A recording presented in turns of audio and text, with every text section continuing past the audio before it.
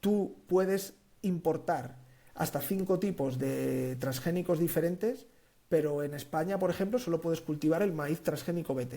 Entonces, no tiene sentido. Eso es como ponerte palos en las ruedas. O prohíbes ese tipo de productos por las razones que sean, o la importación de esos productos por las razones que sean, o permites su cultivo, distribución y consumo. Pero entonces con el tema de los transgénicos pues ocurre un poco lo mismo, ¿no? Nos hemos cerrado en banda desde que aparecieron, pero luego somos capaces de importarlos, entonces no tiene mucho sentido. Igual que pues prohibir los fitosanitarios tradicionales, dejando al agricultor sin ninguna herramienta para poder luchar y para poder seguir haciendo su forma de vida o sus cultivos rentables, pero tampoco le damos ni al investigador ni al agricultor las herramientas para que productos naturales que entren dentro de ese marco de Farm to Fork y Green Deal y que sean igual de eficaces y que sean verdaderas herramientas para el agricultor. Lo que quiero decir es que creo que a veces las legislaciones se hacen pensando muy poco en la persona que de verdad se va a ver afectada.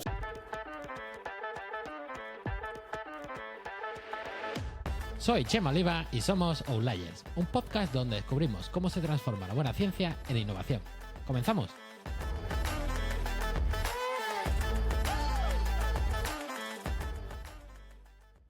Pues bueno, yo soy de Madrid, nací y crecí en un pueblo del norte de Madrid, Tres Cantos, y siempre desde pequeñito me interesaron las ciencias, siempre quise ser astronauta, al final me he quedado en este planeta. Hostia, pero... Mira, todavía puede serlo, que ahora están saliendo científicos astronautas. Sí, no, siempre tuve como mucha pasión por la ciencia, siempre me llamó la atención, siempre en mi casa pedía libros de astronomía, de ciencia, además algo muy amplio, me gustaba la física, la biología, los animales, siempre tuve mucha pasión por ello. Y nada, ahí sí que no tuve dudas en el instituto, pues yo a por ciencias, y además la parte que más me gustaba era la parte más biológica y de química y esa parte. Y luego en la carrera estudié 2 años de química en el grado, pero por un problema de salud pues al final perdí la beca, y siendo un adolescente al final decidí empezar desde cero y empecé en la misma Universidad Autónoma de Madrid el grado de Ciencias de la Alimentación, que es un grado que está extinto ya, que ya no existe. Ese grado se hizo en esa universidad porque justo en ese campus hay un centro de investigación muy importante de alimentos y bebidas y todo lo que tiene que ver con los alimentos, la fitoquímica, revalorización de subproductos, etcétera. Entonces me llamó la atención porque era muy enfocado a química de los alimentos, metabolismo, bioquímica. Y esa carrera ahora se llama Ciencias y Tecnologías de la Alimentación, que por lo que vi en la guía docente está más enfocada a lo ingenieril o más... Pero bueno, la que hice, pues la parte que más me gustaba era la parte de bioquímica, de análisis instrumental, de análisis químico, y cuando llegué a la parte de biotecnología fue como wow. O sea, lo flipaste, ¿no? Sí, ahí vi eso que en la carrera de química lo hubieras tocado un poquito menos. Esa parte. Sí. Y cuando llegué ahí, la verdad que, y le mando un saludo desde aquí a Marta Martín, que es una investigadora de ahí en la Universidad Autónoma, que me ayudó mucho, y fue ella la que nos dio la parte de biotecnología.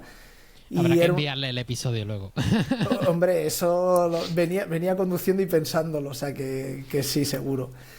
Y la verdad que no sé si fue la asignatura o la disciplina en tal o cómo la impartieron, pero a mí fue como, yo quiero seguir por ahí, ¿no? Fue como un flechazo, y entonces cuando terminé el grado me metí al máster de biotecnología en la Universidad Autónoma. El trabajo de fin de grado de la carrera sí que lo hice en el centro este que te comentaba, en el CIAL, que es el Centro de Investigación de Alimentos y Bebidas. Y ya empecé con la parte de productos naturales, el trabajo versó sobre el aislamiento de secoiridoides, que son compuestos que están en el olivo, y que tienen muchas aplicaciones en un montón de industrias, desde cosmética y sobre todo en la farmacéutica. Buscábamos un ácido helenólico, que ahora ya hay productos comerciales con este compuesto, y también mezclado con la parte de revalorización de sus productos. Ahora, según avance el episodio, todo esto lo estoy contando porque fue un poco marcando quién soy yo ahora, ¿no? Y entonces, en la producción del aceite de oliva hay un subproducto que es el alpechín, que tiene muchos problemas medioambientales. Los de la almazara no saben qué hacer con eso porque no lo pueden tirar a un río porque es súper contaminante, sobre todo por la presencia de estos compuestos. Y la idea era extraer o diseñar un método de fraccionamiento y purificación de estos compuestos para quitarle esa toxicidad a ese subproducto y poder liberarlo al medio ambiente, y a la vez obtener compuestos que de alto valor añadido para venderlo a otras industrias como la farmacéutica. Luego, cuando empecé el máster de biotecnología, pues fue un año, la verdad que me encantó porque era muy multidisciplinar. Vimos ingeniería de proteínas, vimos bioestadística, aprendí un montón sobre diferentes ramas y la verdad que disfruté todas. Y gracias otra vez a Marta, el máster te daba dos opciones, ¿no? Decía, oye, ¿quieres hacer el trabajo de fin de máster aquí en la academia o te damos la posibilidad de hacerlo en una empresa? La empresa te la buscas tú, pero te daban esa posibilidad. Y a mí me dije, bueno, pues ya he hecho el TFG en la universidad, he visto y me gustó, tuve muy buena experiencia, pero dije, bueno, me voy a buscar una empresa. Llamé a la puerta de Marta y me dijo, pues hay una empresa en Almería que se dedican a esto de biotecnología de plantas, tengo colaboraciones con ellos. Bueno, llamamos y fui un poco pesado hasta que aceptaron a reunirse conmigo en Madrid. Tuve una pequeña charla con los jefes de I+D y nada, me aceptaron. Así que a los meses estaba haciendo el trabajo de fin de máster en esta empresa de Almería y ya me quedé aquí. O sea, 5 años después sigo aquí. El trabajo de fin de máster fue ya más enfocado en la agricultura. Estudiamos cómo las plantas cambian su patrón químico de exudado, es decir, las plantas, aparte de por la parte aérea, por la parte radicular se comunican vía liberación de compuestos químicos, y estudiamos cómo las fases de estrés, tanto abiótico o biótico de las plantas, cambiaban el perfil químico de estos exudados. Intentamos, y conseguimos en algún punto, demostrar cuál de estos químicos estaba relacionado con la comunicación con bacterias beneficiosas del suelo. Wow. Y interesantemente había compuestos que se expresaban de mayor manera cuando la planta estaba estresada y como una llamada de ayuda a las bacterias que están en el suelo y que las pueden ayudar, ¿no? Y cuando terminé el trabajo de fin de máster, ellos me propusieron para contratación, pero yo, que soy un poco culo inquieto, dije, no me quiero quedar aquí. He leído algo sobre doctorados industriales, que hay unas ayudas, la empresa no sabía mucho, yo tampoco, nunca lo habían hecho. Y nada, me puse a leer y se lo propuse, que yo estaba encantado con ellos, pero que quería hacer esto. Así que me preparé yo la aplicación, aplicamos al ministerio y acabaron concediéndonos la ayuda, y 4 años después pues estoy ahora en mis últimas etapas, ya escribiendo y con ganas de quitármelo ya y presentar de esta etapa de doctorado industrial en la empresa. No es muy típico tampoco, ¿verdad? El tema de quiero hacer la tesis, doctorado industrial. Es algo potente, pero no hay tanta gente todavía que se decante por eso, ¿verdad? No se pero conoce, porque, creo. Exacto, creo que es algo, creo que va más por ahí. Es decir, no en la carrera nadie, o en la universidad, en la carrera del máster, nadie te habla de que esa posibilidad está abierta y de que eso existe y de que el Ministerio Español da ayudas para esto. Y nadie te habla de eso. O sea, fue yo mi curiosidad y encontrarlo, pero es más, en LinkedIn o redes sociales mucha gente me escribe preguntándome sobre, oye, he visto en tu perfil que eres PhD industrial, ¿qué es eso? ¿Cómo has llegado ahí? ¿Cómo lo conseguiste? Y Es complicado, aprovechando un poco la audiencia, esas preguntas que te hacen, ¿es complicado tenerlo a efectos prácticos un poco como conseguir igual de complicado, quiero decir, que conseguir una beca FPU, FPI o algo de esto? Claro, yo no tengo esa experiencia, pero los requisitos son que haya un grupo en una universidad, porque al final estás haciendo un doctorado y es un título académico, entonces tiene que haber un grupo en la universidad que te acepte como doctorando en ese grupo de investigación. Y luego tienes que pedir y te tienen que dar la ayuda. El doctorado podrías hacerlo sin la ayuda también, es decir, Claro. si la empresa quiere correr con todos los gastos de tu investigación, también sería posible.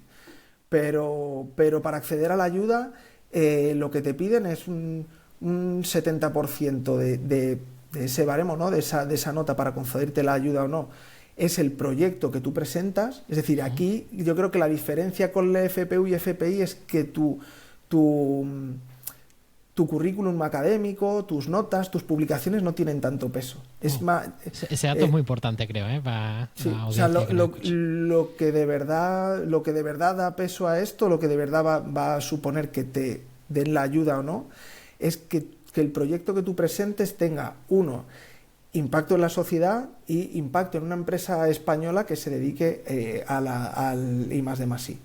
Entonces, si tú montas todo este plan de investigación enfocado en eso, tienes altas posibilidades de conseguirlo, porque luego el 30% pues sí ya es más tu currículum de si tienes alguna publicación, tus notas, si tienes títulos de inglés, etcétera. Pero la gran diferencia yo creo aquí que al pedir la beca no es tu currículum o tus notas, sino es más el proyecto, el plan de investigación que tú presentas. Qué bueno. Y desde la parte esa que conoces, no sé tampoco si tienes muchos colegas y demás de la parte de tesis académica, ¿cómo compararía? ¿Qué pros y qué contras ves tú en ese doctorado industrial versus un doctorado tradicional en academia?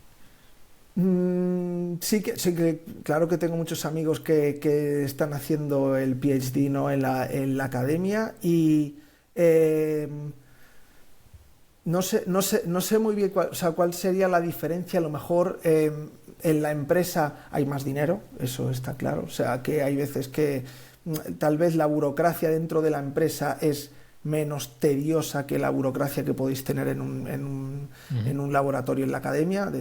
Compañeros, no, es que para pedir un agua Milicu que cuesta una botella 50 euros tengo que escribir, me lo tienen que aprobar. En la empresa privada, claro que tienes que justificar todos estos gastos, pero creo que la burocracia es mucho más sencilla, ¿no? Es decir, hablar con tu jefe y que te acepte un presupuesto y llega el material o el reactivo.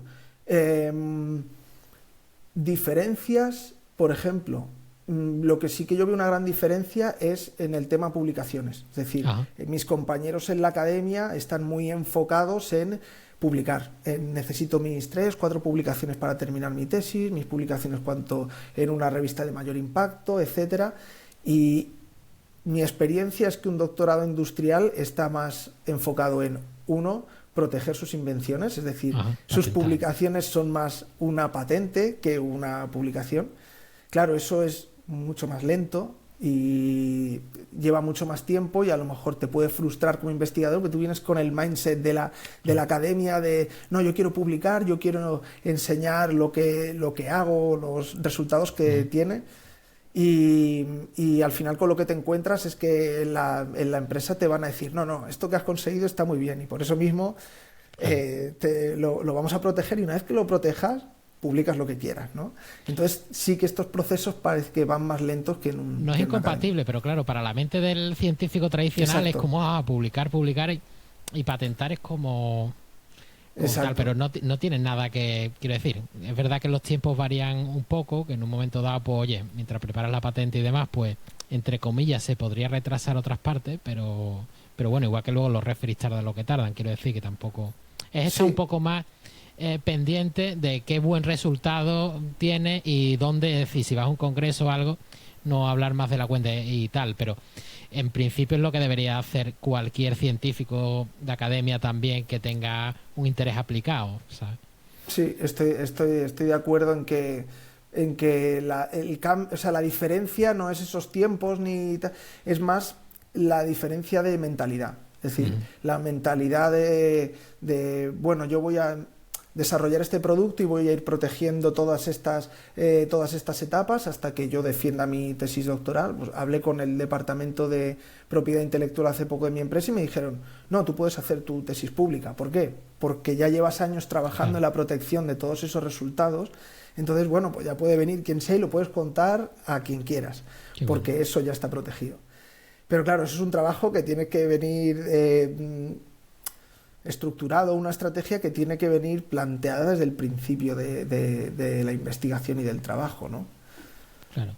Y me imagino también otra, bueno, ventaja o desventaja, ¿no? Es decir, para el científico más fundamental a lo mejor el interés práctico no es tan importante, ¿no? Pero ese ahí estar a pie de la realidad, es decir, estás haciendo ciencia, pero a la vez son cosas que se van a usar, que se quieren usar y que se están probando y que tal. Eso me imagino que ha dado un montón de experiencia también, ¿no?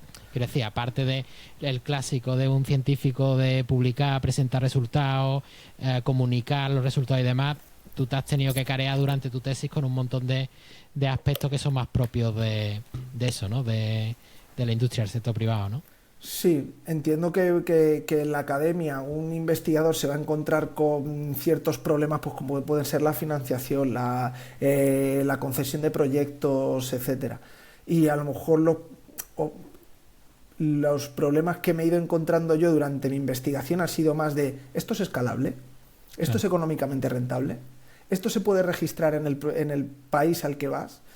Entonces, creo que ese es un cambio de mentalidad, o sea, que no se me malinterprete, ¿no? Pero si yo tomo una planta de China y encuentro un compuesto que tiene una actividad antifungicida brutal, eso es de lo que nos nutrimos, o de lo que se nutren las empresas, de esa investigación básica, pero a lo mejor hasta dentro de 10, 15 años que alguien consiga hacer una síntesis de ese compuesto tan extraño a un nivel escalable y económicamente rentable, eso se va a quedar en un paper y va a quedar ahí escrito y ahí está ese resultado, ¿no? Pero en la empresa estás mucho más enfocado en cuando termine mi tesis o termine estos 3 años que me ha dado además la empresa, ya no tu tesis, lo que te ha dado la empresa, tienes que tener un producto y la empresa está para ganar dinero. Entonces, creo que sí que es un cambio más de... O sea, es una diferente mentalidad de eso, de un investigador básico, su producto, su resultado es conocimiento, que es la base, es decir, que es necesario para que avancen otras líneas de investigación y de las que se nutren las empresas, pero al final lo que vas buscando en una empresa es un producto. No te importa tanto generar conocimiento, sino generar un activo. Claro.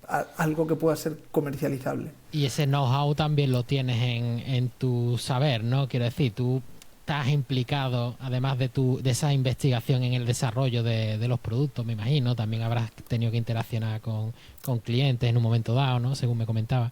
Claro, sí, y que lo mismo en la academia vas a desarrollar muchas habilidades que tienen que ver con la academia, por ejemplo, pues vas a estar mucho más involucrado en exposiciones, en organización de congresos, en redacción y publicación de artículos científicos, y en la empresa vas a desarrollar más habilidades de gestión de equipos, de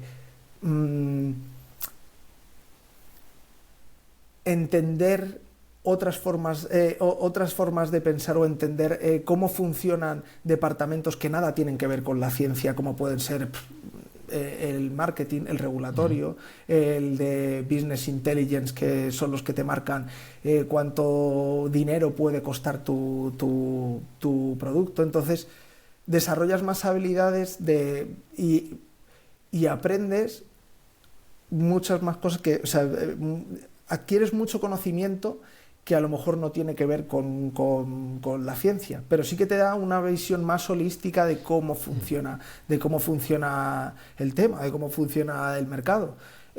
Muchas veces cuando nos sentamos con investigadores para validar o probar una patente que tienen sobre, por ejemplo, una molécula biopesticida, un extracto de una planta. Le pregunto, bueno, ¿y cuánto costaría? Dame un rango de cuánto costaría 100 kilos de tu producto. Y no es que no lo sepan, es que nunca se lo habían planteado, ¿no? Claro. Entonces no es como, pues no lo sé y nunca lo había pensado. Y eso en la empresa es algo que va desde el principio. Es decir, este compuesto me funciona.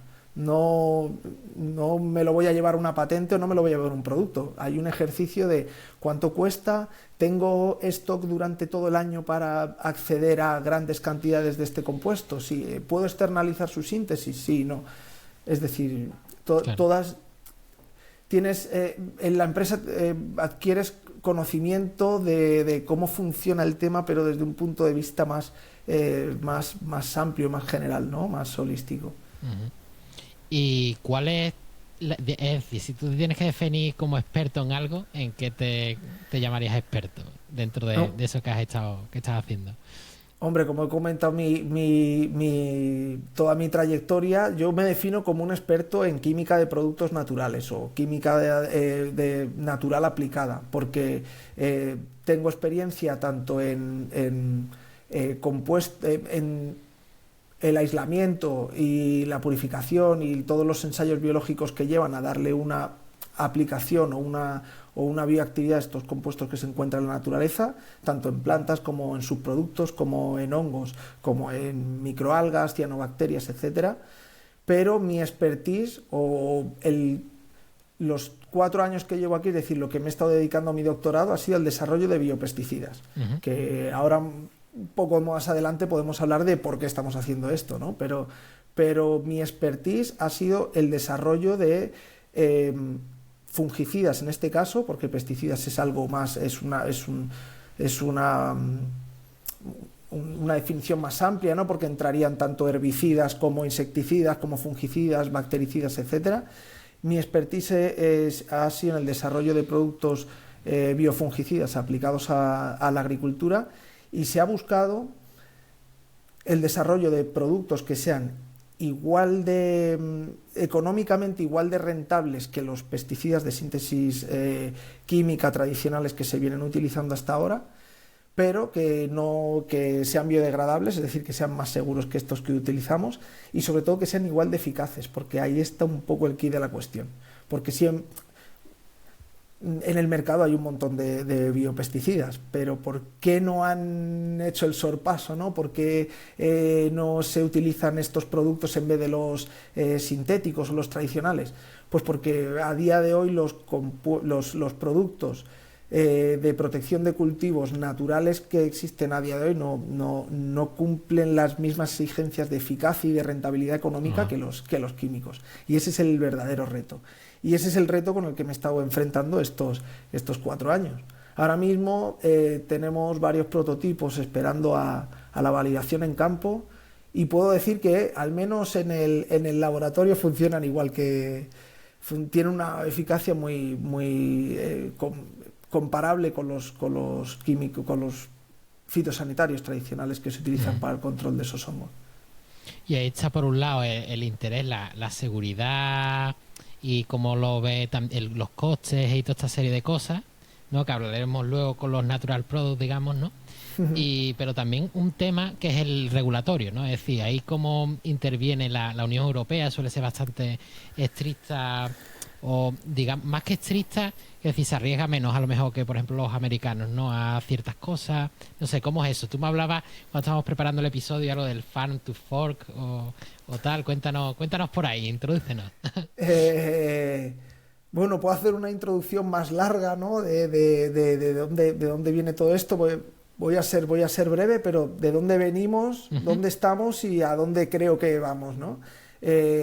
Después del surgimiento de la agricultura y de la primera revolución agrícola que surgió en Inglaterra en el siglo XVI o por ahí, en el 1960-1980 hubo un aumento de la población bastante notable y había muchos problemas de hambruna.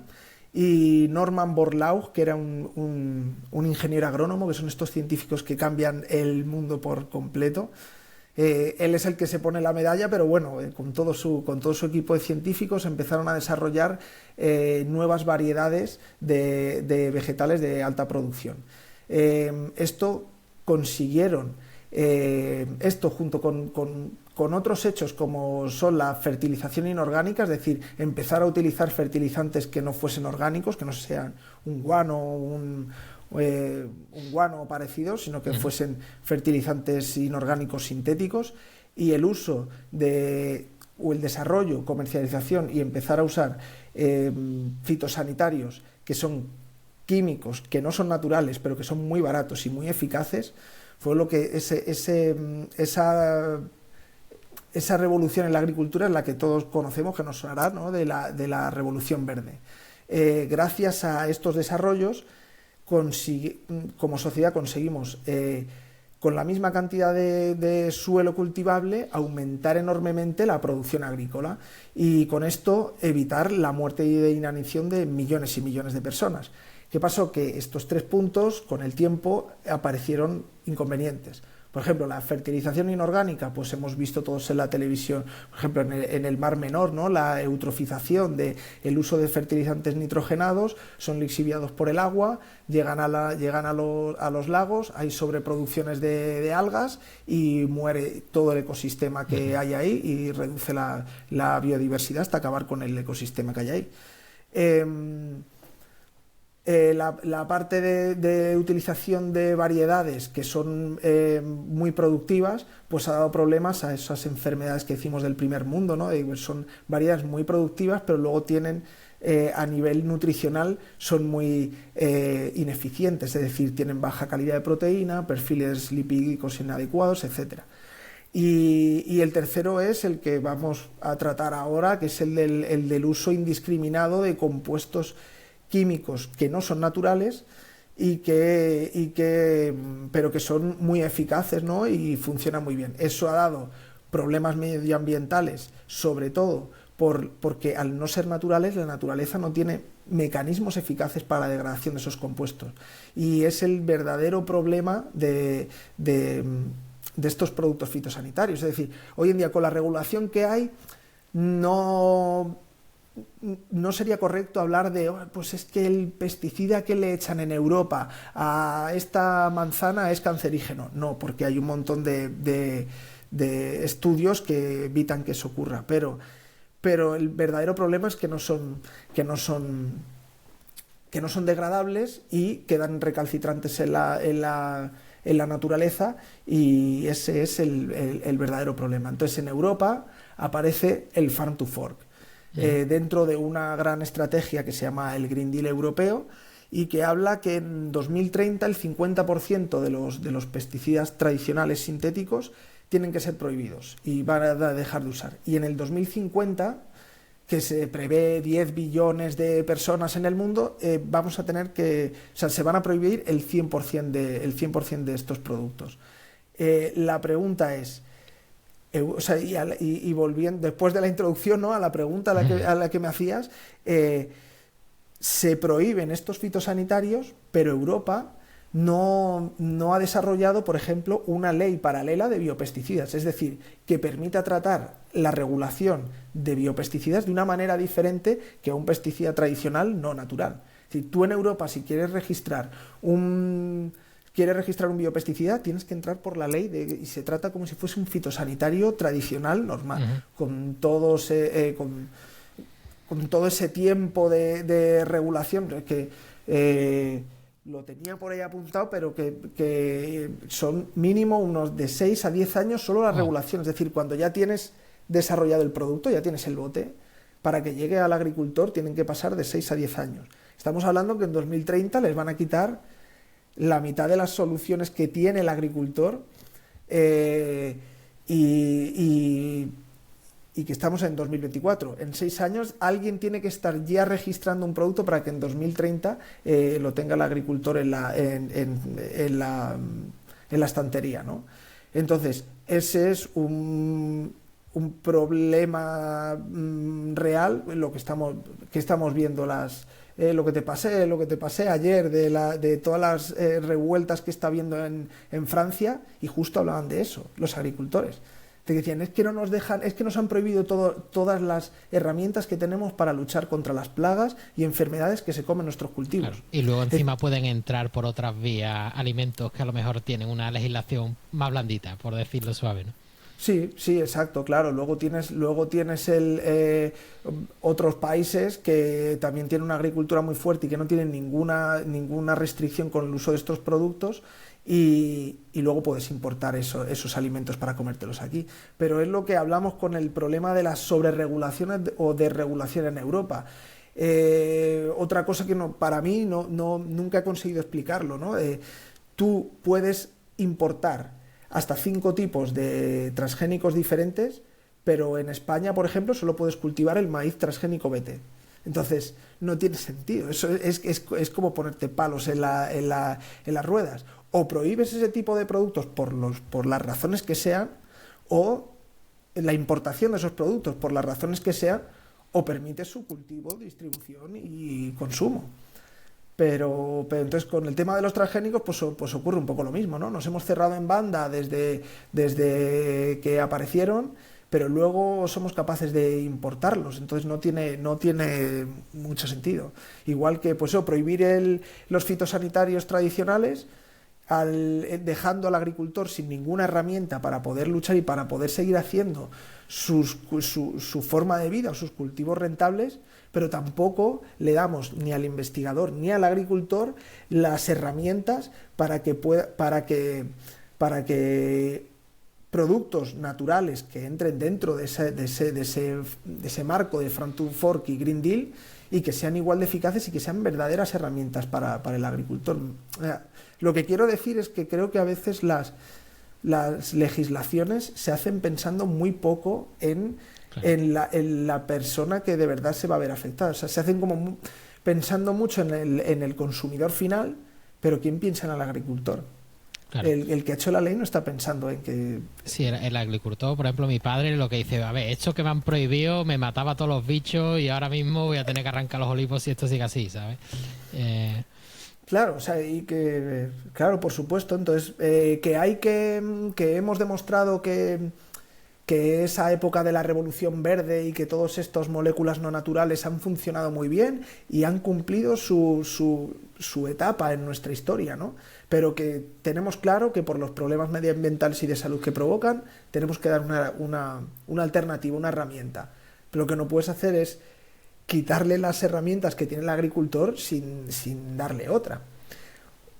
O no darle al investigador o a las empresas biotecnológicas, en este caso, un cauce en el que puedan llevar sus nuevos productos tecnológicos y que son verdaderas herramientas de manera más rápida al agricultor. Ese es el verdadero problema, ¿no? O sea... Claro, y aparte ustedes, digamos que lo que hacéis, ¿no? O este tipo de tecnología es coger una molécula que identificas que tiene una actividad que está en la naturaleza, la hacéis de manera sintética, quiero decir, usáis química orgánica, lo que sea, para producirla. Y claro, dices tú, vale, estás produciendo lo mismo que hay en la naturaleza, pero ahora tengo que esperar 6 años por temas de regulación. Eso te resta todo, quiero decir, algo que de partida, a ver, obviamente hay que regularlo todo, ¿no? Pero que de partida funciona y está en la naturaleza. Si me pides 6 años, estoy perdiendo competitividad, por ejemplo, con, yo qué sé, los americanos o los chinos o lo que sea, que lo están haciendo más rápido, ¿no? Es decir, al final es un equilibrio entre regulación y seguridad y, oye, ¿qué estamos haciendo, sabes? En nuestro caso, en la empresa en la que estoy, todo el core de ingredientes activos viene directamente de la naturaleza, es decir, se extrae de la naturaleza. Pero sí que hay muchas empresas que sí que identifican ese compuesto y luego desarrollan una síntesis para la obtención de esa estructura. Y esa estructura debería ser indiferenciable con el de la naturaleza, o sea, debe ser el mismo compuesto. O sea, no sé lo que se me ha pirado esto. Repíteme la pregunta, se me ha ido. No te preocupes, si esto hacemos un KitKat, si esto luego se corta y no sí, no hay porque problema. Se me ha pirado. Sí, era la pregunta de si está el tema de conectando por la competitividad, ¿no? Lo de los 6 años. Si tienes unos productos naturales, quiero decir, a nivel científico, digamos, ¿no? Es decir, a nivel científico, tú dices tú, vale, obviamente hay que regular, hay que hacer pruebas y demás, pero estos 6 años que me estás pidiendo no tienen sentido si de partida estoy usando algo que ya está en la naturaleza, que está estudiado, que está... Quiero decir, que no es lo mismo que tú te estés inventando una molécula, un medicamento nuevo, que no, ¿vale? Claro, sino que estás realmente cogiendo algo que ya existe. Entonces, esos 6 años se podrían acortar, porque obviamente no es, oye, se me ocurre tal molécula, voy a probarla, la quiero usar mañana, sino que ya obviamente hay un montón de antecedentes previos que te podrían acortar todo eso, ¿no?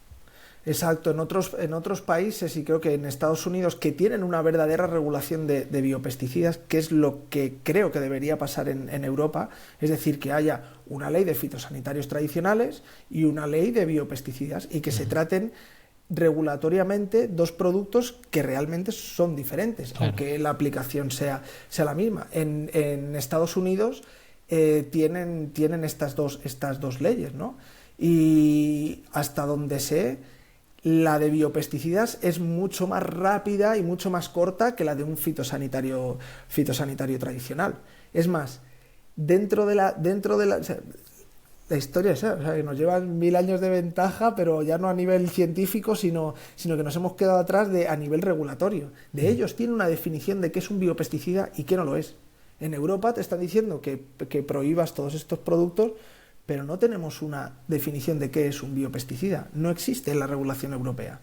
En Estados Unidos la tienen muy claro. Es más, dentro de esa definición admiten como biopesticidas, diferencian 3: microbiológicos, bioquímicos y protectores incorporados a plantas. Este último nombre o esta última frase es un eufemismo para decir transgénico.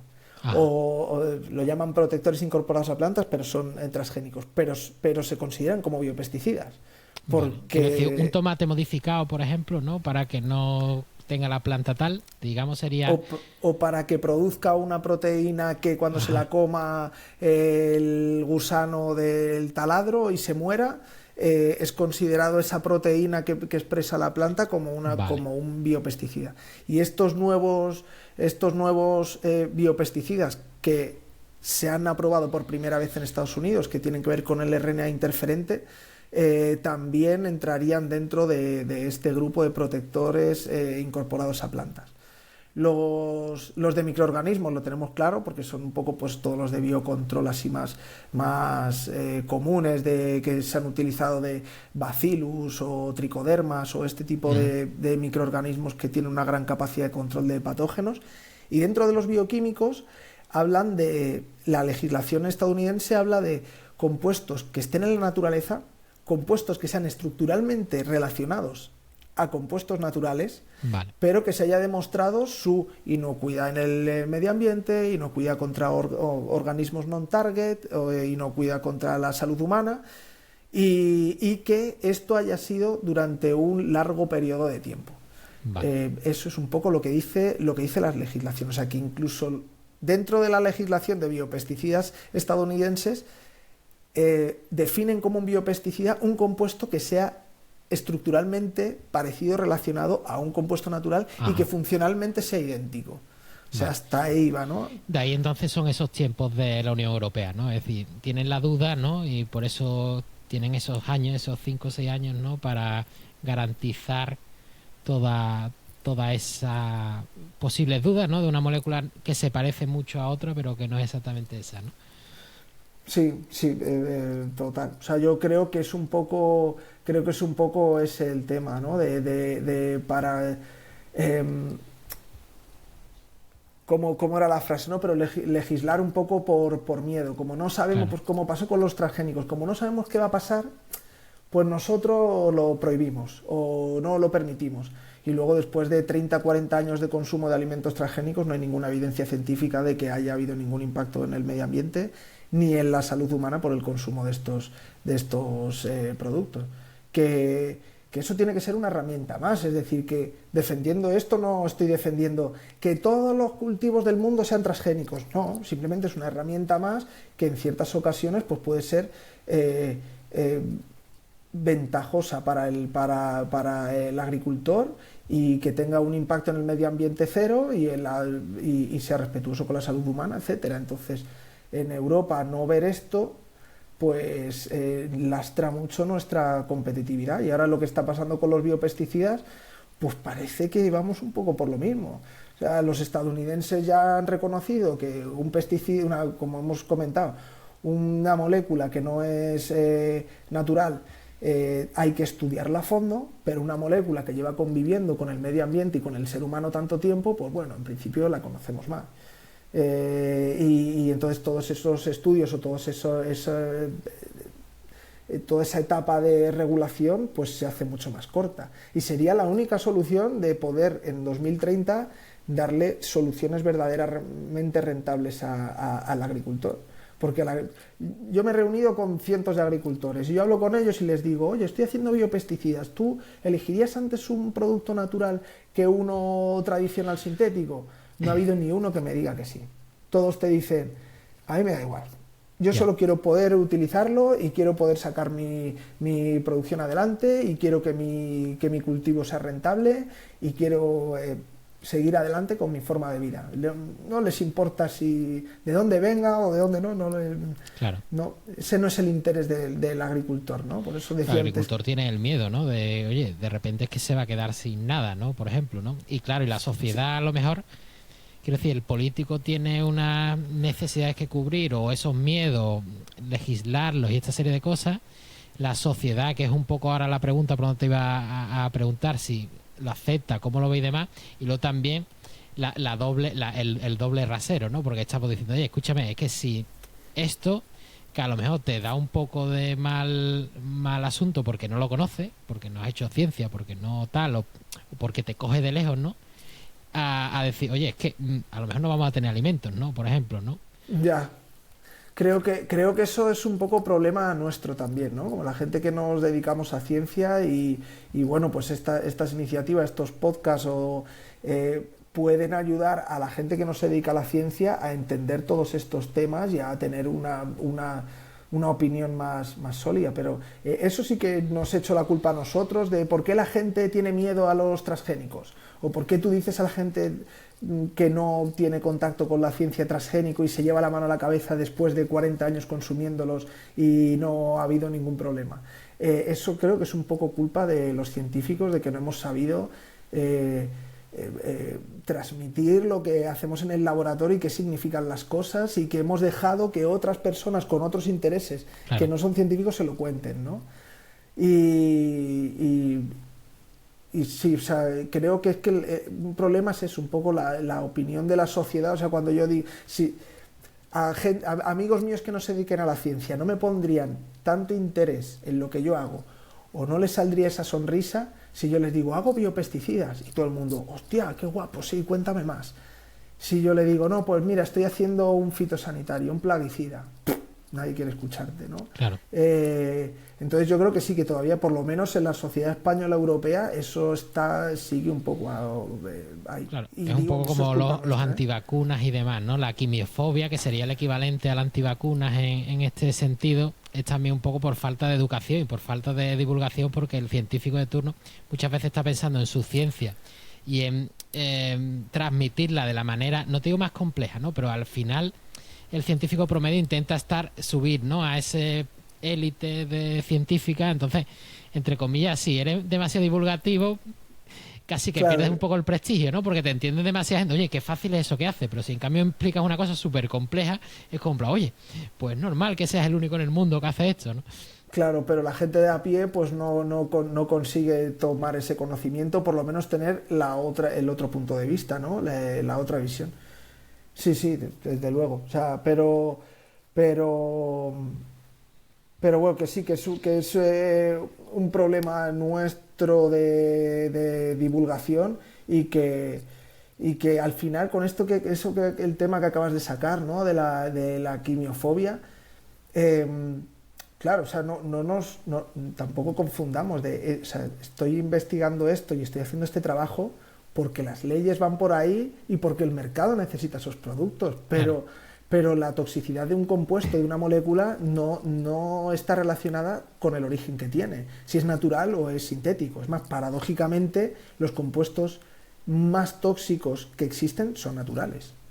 Entonces, además jugamos un poco con eso, ¿no? Yo siempre lo digo, oye, el marketing a lo mejor no tiene que ser, somos naturales, somos friendly, no, vamos un poco más macarras, no, estamos utilizando la parte de la naturaleza, ¿no? La naturaleza que es tiene todas esas herramientas y que a veces puede ser tan brutal, pues eso es lo que estamos utilizando para meterlo en un bote, ¿no?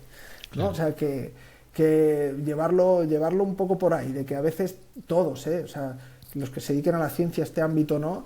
Tenemos un poco la idea de natural, mejor, sintético, peor, no, al final lo que determina la toxicidad de un compuesto no es de dónde venga, es de su estructura y de la dosis en que la tomes. Claro. ¿No?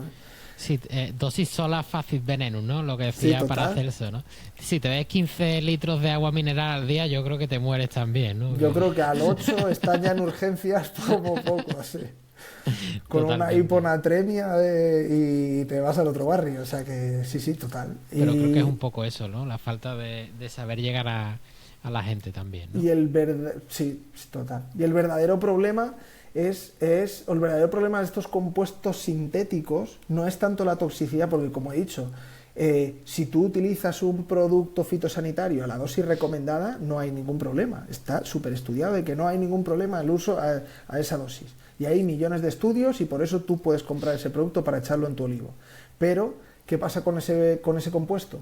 Tú lo echas, como tiene una estructura no natural, queda recalcitrante en la naturaleza, eso acaba pasando a los ríos, eso acaba acumulándose, empieza a haber, como hemos dicho, dosis más altas de esos compuestos en la naturaleza y es cuando empiezan los problemas.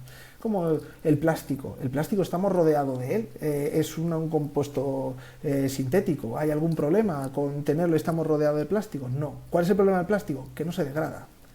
Entonces, claro, con estos compuestos, con estos productos, ¿no? Fitosanitarios, etcétera, es un poco lo mismo. Y la idea del desarrollo de las biopesticidas y esta deriva que está llevando tanto las empresas biotecnológicas, pero la sociedad y el mercado, es más a eso. O sea, necesitamos moléculas que sean muy activas, pero que sean naturales. ¿Para qué? Para que yo la aplique, desarrollen su función y desaparezcan. Porque la naturaleza ya tiene herramientas y rutas metabólicas para degradar eso y evitar ese impacto en el medio ambiente, ¿no? Que llevamos con lo que llevamos haciendo desde los 60. Entonces, bajo mi punto de vista, esa es mi opinión. Decir también que todo lo que estoy virtiendo aquí son opiniones mías y completamente desligadas de la empresa y bueno, pero que esa es mi opinión de la deriva de todos esos productos y por qué vamos hacia el natural. Otra parte positiva que se me olvida decir, que sí que tienen estos biopesticidas, es que se suelen utilizar mezclas sinérgicas de compuestos. Es decir, como los productos naturales que podemos acceder fácilmente son no tan eficaces como estos compuestos que han sido diseñados específicamente para matar tal bicho, tenemos que utilizar diferentes moléculas naturales en mezclas sinérgicas que nos permitan llegar a esas eficacias. Esto tiene otra ventaja frente a los fitosanitarios tradicionales, que tienen un solo compuesto activo. Este solo compuesto activo va hacia un modo de acción. Por ejemplo, inhibir la síntesis de los esteroles de los hongos.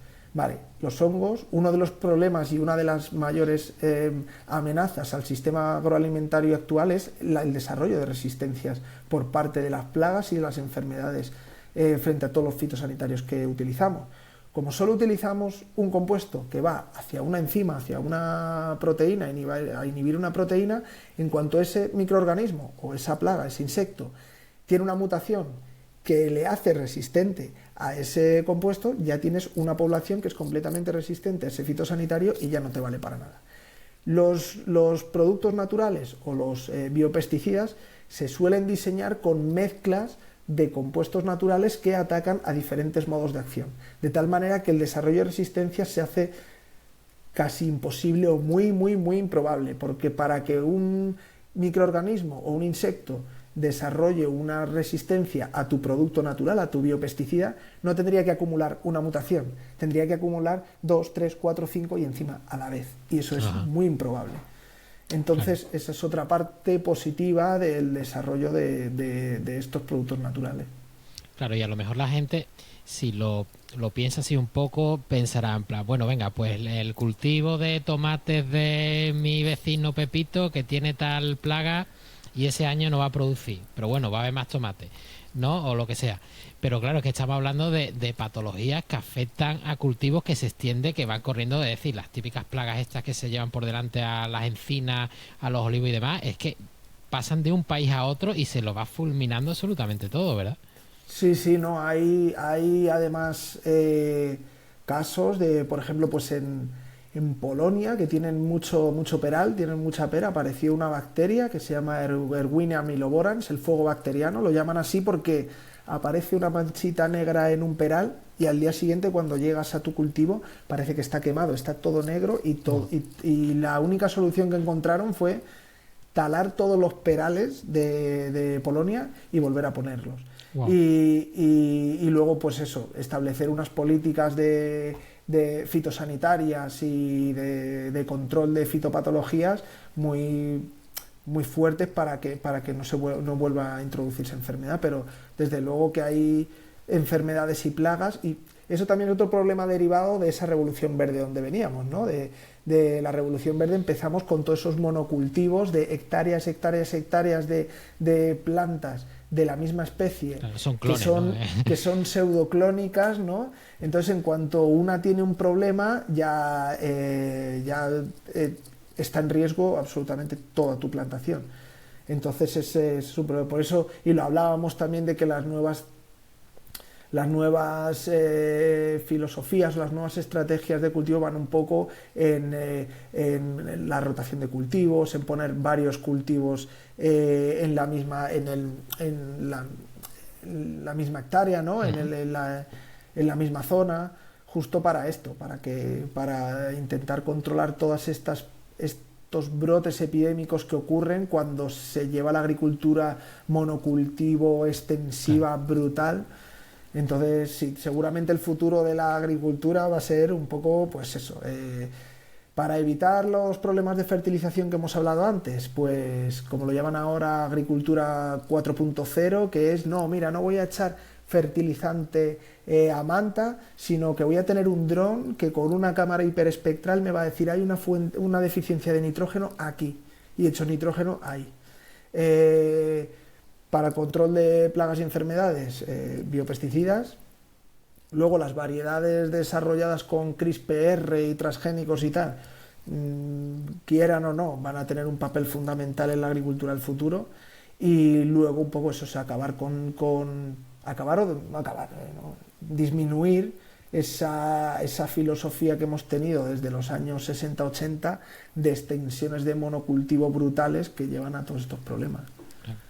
Y luego también con el tema de biopesticidas y demás, quiero decir, eso no es, eso puede ir en conjunto de cada vez la preocupación de más gente, eso es lo que hablamos de natural, de ecológico y demás, quiero decir, eso entra dentro de esas nuevas líneas de preocupación, ¿no? Por los alimentos que nos llevamos a la boca, ¿no? Sí, claro, o sea, está claro que todos estos cambios vienen primero por una preocupación en la sociedad que luego se ve reflejada en la política, de ahí a la regulación y de ahí a que los científicos o las empresas de I+D y las empresas biotecnológicas estén trabajando y desarrollando este tipo de productos porque son los únicos que se van a poder utilizar el día de mañana. Entonces, ya como hemos hablado, pues ya llegamos tarde, ¿no? Claro. Ya llegamos tarde. Qué bueno. O sea que ya mismo, quién sabe, ¿no? En un futuro, si los alimentos que nos llevamos a la boca están diseñados por ti, ¿no? Por ejemplo, ¿no? Bueno, a lo mejor todavía hay que pelear mucho, ¿eh? Todavía hay que pelear mucho, pero hombre, eso volviendo al principio de nuestra charla, ¿no? Del episodio, creo que algo muy bonito y que me llevo como doctorado industrial es que sí que desde el principio tú tienes en tu cabeza de lo que estoy haciendo algún día será algo real, algo tangible, algo que alguien va a poder utilizar y voy a ayudar a alguien y algo que va a ser un cambio y que no va a quedar en un cajón o hasta que me llamen o entonces creo que cuando me has preguntado sobre las diferencias creo que es algo muy bonito y cuando hablo con investigadores académicos, por lo menos aquí en España, ¿no? Dicen de incluso gente muy senior ya, que tiene una trayectoria larga, dicen, joder, lo que he hecho en falta es, ¿no? Poder ver todo eso que hago en mi laboratorio cuando me jubile o cuando termine, poder verlo eso plasmado en un producto que está utilizando la gente, que lo compra, que funciona y que ha ayudado a alguien. O sea, yo siempre lo digo, de si llega el día, ni el dinero, ni el nada. O sea, lo que más me pagaría sería pues ver a un agricultor que te coja y te diga, tío, me has ayudado, me has salvado, ¿no? Lo que habéis hecho tú y tu equipo, pues de verdad es una herramienta y algo que me ha ayudado y me sentía perdido y gracias a esto pues podemos seguir adelante, ¿no? O sea, eso un poco ahí como el faro que te lleva así. ¿Eres optimista en ese sentido? ¿Crees que en estas áreas que hemos estado viendo en el episodio la línea del futuro es prometedor o tienes esos miedos, ¿no? De problemas de regulación y tal, esto, lo otro? Sí, no, por supuesto. Siempre al final es una incertidumbre constante y incluso la gente más experimentada dentro de la empresa no sabe por dónde te va a venir la nueva torta, ¿no?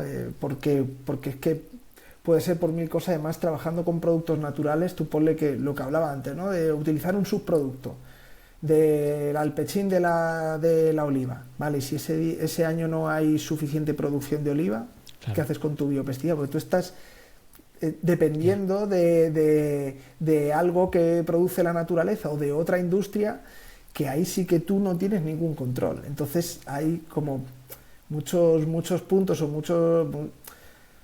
muchos lugares donde esa incertidumbre está ahí y son esos miedos y por supuesto y puede ocurrir en cualquier momento. Al final todo es circular, no solo la idea ahora de economía circular, ¿no? Sino todo, ¿no? Exacto. El interés, la sociedad, la ciencia que hacemos, los negocios.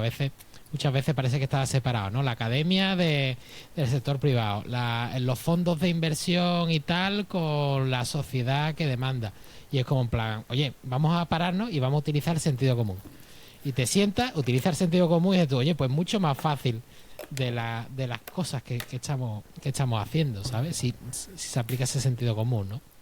Sí, no, completamente de acuerdo que a veces vamos muy rápido y hay que sentarse a hablar con todos o lo que hablaba antes, ¿no? Esas habilidades que he adquirido durante estos años van sobre todo pues por ahí, por sentarme y darme cuenta de que el mundo es mucho más amplio que mi laboratorio, mi ordenador y que me influyen mucho más de lo que yo pensaba.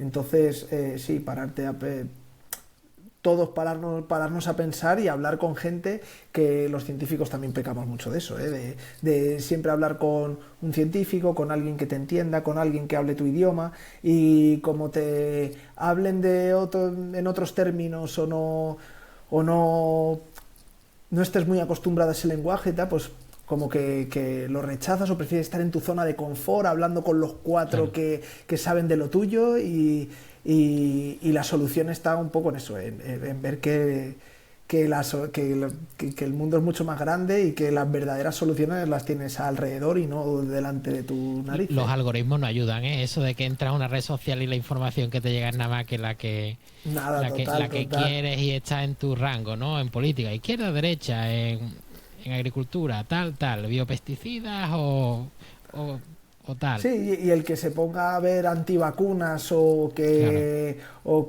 no sé qué fitosanitario te salen 4 ojos, pues seguramente le saldrán, estará continuamente con ese tipo de información. Pero ya digo que en ese punto yo me he hecho la culpa a nosotros, ¿eh? O sea, aunque estén los algoritmos ahí haciendo su trabajo, pero que es un poco culpa nuestra de no saber, y no haber sabido transmitir el trabajo que se hace y el porqué de las cosas, ¿no? Claro. La gente quiere biopesticidas, pero nadie aprieta a la Unión Europea para decirle, oye, pero que nadie está pensando en el agricultor, que tienes que poner unos tiempos de regulación más cortos, que tienes que permitir que los científicos que están trabajando en eso puedan llevar su voto al agricultor, ¿no? Es muy fácil decir, yo quiero alimentos sanos, ya, pero... Claro.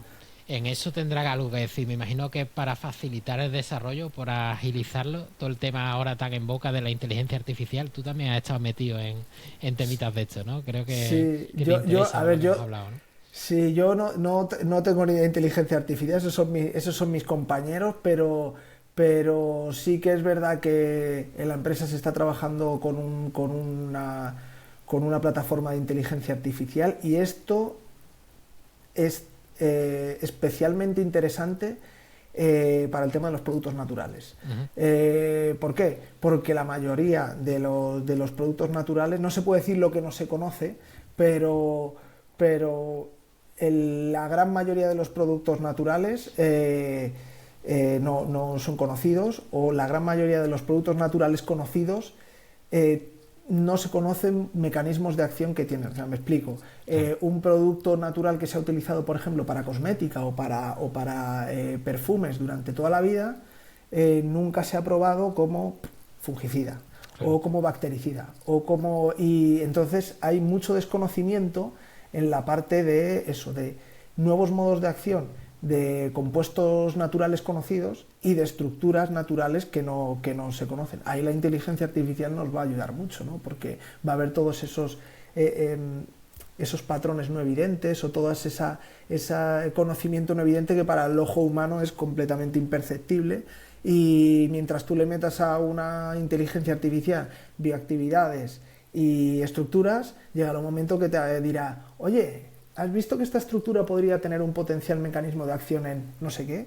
Y nadie hubiese reparado en eso, ¿no? Si no hubiese ido al laboratorio a probarlo, etcétera. Entonces, sí, desde luego. Claro, tu papel es súper importante en esta... Es decir, la actividad que tú haces, ¿no? Tu profesión, tu expertise, es súper importante en áreas que tocan muy de cerca, ¿no? Eso que hablamos, es que a veces parece que se piensa, no, es que la agricultura produce un tomate que es tal, de peor calidad, o un maíz tal. No, es que se va a quedar sin nada, ¿no?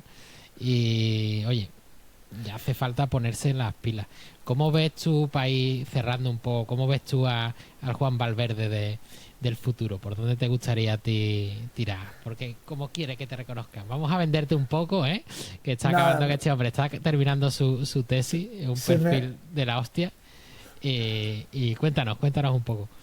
No, se me ha hecho corto el ratito, ¿eh? Estoy viendo que llevamos un rato charlando, pero se me ha hecho corto, está muy a gusto.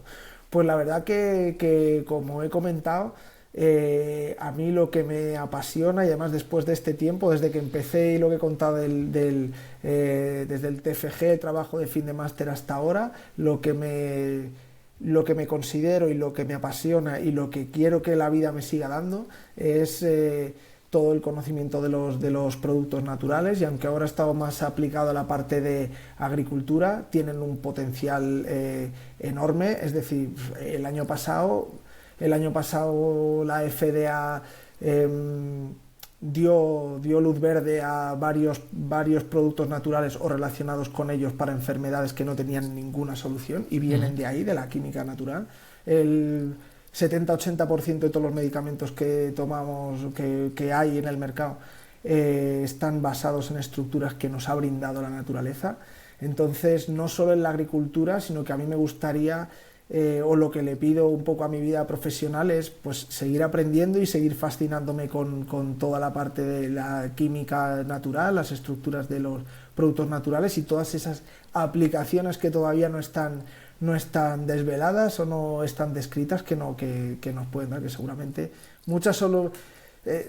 casi el 100%, muchas de las soluciones que a día de hoy no tienen ninguna, no tenemos ninguna aproximación, vendrán de la naturaleza o inspirada en ella. Así que a mí me gustaría aquí en el extranjero me gustaría seguir dedicándome, viendo cómo tratan la química de productos naturales en otros lugares y básicamente eso. O sea, a mí me hace feliz verme el día de mañana, sea donde sea, pero siguiendo aprendiendo de esto y aplicándolo para dar soluciones a la sociedad y a una sociedad que cambia y a los productores, sobre todo, sea un agricultor o sea un enfermo o... Que para ellos se tienen que hacer las leyes y para ellos se tienen que hacer las investigaciones y no al revés. Pues muchas gracias, Juan. Creo que ha quedado un episodio súper chulo.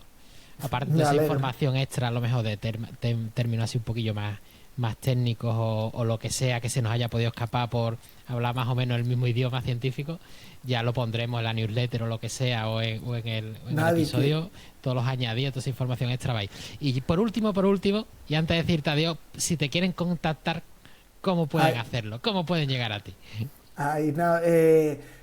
Por LinkedIn, Juan Valverde Sancho me encontráis y sobre todo para esto, pues esas palabras a lo mejor que hemos dicho y he pecado de lo que he dicho los científicos, ¿no? De no ser lo suficientemente claros a veces, que nadie dude en escribirme, en preguntarme si hay alguna chico o chica joven que está pensando en hacer un doctorado industrial, que no duden en contactarme, les ayudaré en lo que pueda.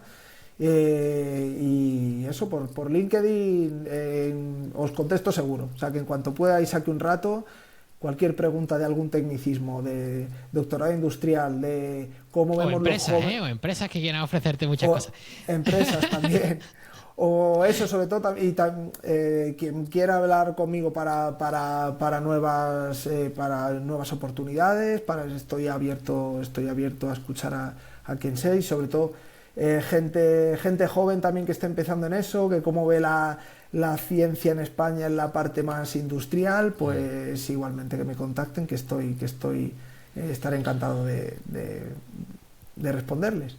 Pues así estupendo, que nada, muchas gracias por esta oportunidad, Chema. Espero que a la gente pasen un buen rato escuchando el episodio. Venga, un abrazo. Un abrazo.